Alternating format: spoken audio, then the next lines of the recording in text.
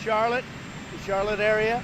We'll be talking about health care. We have a lot of good things happening with respect to health care, and very positive on pre-existing conditions.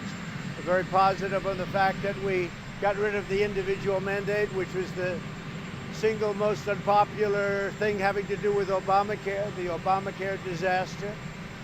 But we have a lot of incredible things, positive things, and very good things, and money-saving things on healthcare. And then we're going to Florida.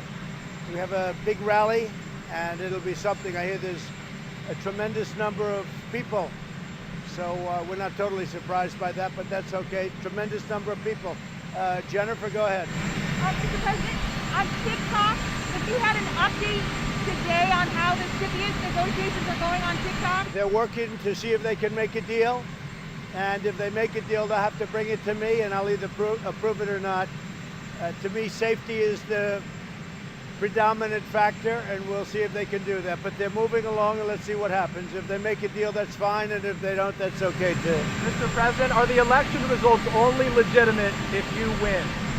So we have to be very careful with the ballots. The ballots, that's a whole big scam. You know, they found, I understand, 8 ballots in a waste paper basket in some location.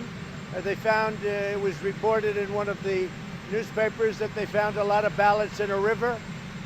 They throw them out if they have the name Trump on it, I guess, but they had ballots. They had no names on them, they said. Okay, well, they still found them in a river, whether they had a name on it or not. But the other ones had the Trump name on it, and they were thrown into a waste paper basket. We want to make sure the election is honest, and I'm not sure that it can be. I don't know that it can be with this whole situation. Unsolicited ballots. They're unsolicited, millions being sent to everybody, and we'll see. But if you remember, Hillary Clinton just a week ago or so told Joe Biden, do not accept the results of the election under any circumstances. But you don't ask her that question, you only ask me the question. Yeah, go ahead. So, but you didn't answer my question. You didn't answer my question. Are the results only legitimate if you win?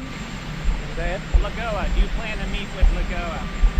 I don't want to make a comment on that, but we're going to make our decision on Saturday, but I won't comment on that.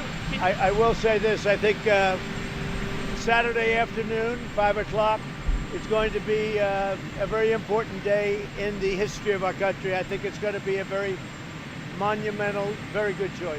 What do you say to the family of Breonna Taylor, sir? What do you say to the family of Breonna Taylor? Have you made a final choice yet? Have you asked the candidate? I'm getting very close to a final choice. One follow-up.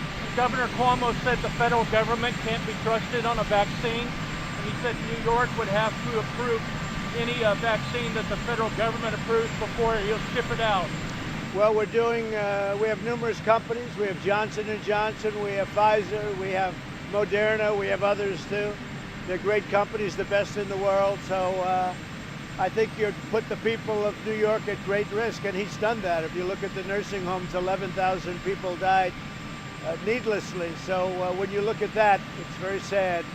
So we'll see, you'll have to see. But these are great companies. These are being done by really probably some of the greatest companies in the world when you think with Pfizer, Johnson & Johnson, etc. I think that they're getting very close. As you know, they're in final testing right now, phase 3, but final. They've given shots to everybody, to thousands and thousands of people. And so far it looks very good, and it looks like it could happen fairly quickly. What do you say to the family of Breonna Taylor, sir? I think it's a sad thing, and I give my regards to the family of Breonna. I also think it's so sad what's happening with everything about that case, including law enforcement. So many people suffering, so many people needlessly suffering, but with respect to Breonna, we give our regards to the family. Sir, what do you think the protesters are fighting for? Sir, what do you think the protesters are fighting for? So you have been nominated for Nobel Peace Prize for Middle East historic deals that you have done. Does your global foreign policy also checkmates China, stop the increasing interest of China globally? Well, it was an honor to be nominated for 2 Nobel Prizes.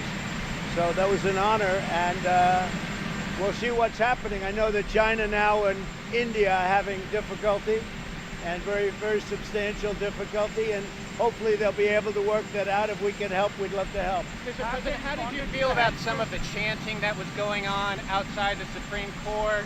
Vote you out and uphold her wish. Well, I think that was just a political chant.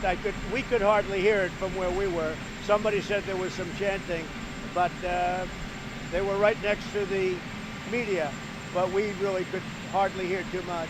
Did you have any feelings about it? We heard a sound, but it wasn't very strong. Sir, what do you think the peaceful protesters are fighting for? What do you think the peaceful protesters are fighting for? Well, I think that peaceful protesters, number one, it's fine to do that in a peaceful manner. But when it gets less than peaceful, as you see all over, then it's unacceptable, and that's where law and order is necessary, and that's where law enforcement is very important. So what are they Jennifer, fighting for? You didn't answer my question. though. Sir, you didn't answer my question. What are they fighting for? Are you endorsing Susan Collins in her race for U.S. Senate in Maine?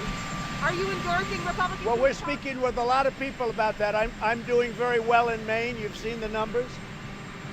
What I've done for Maine is what nobody's done. I've freed up 5,000 square miles of ocean that was taken away by President Obama.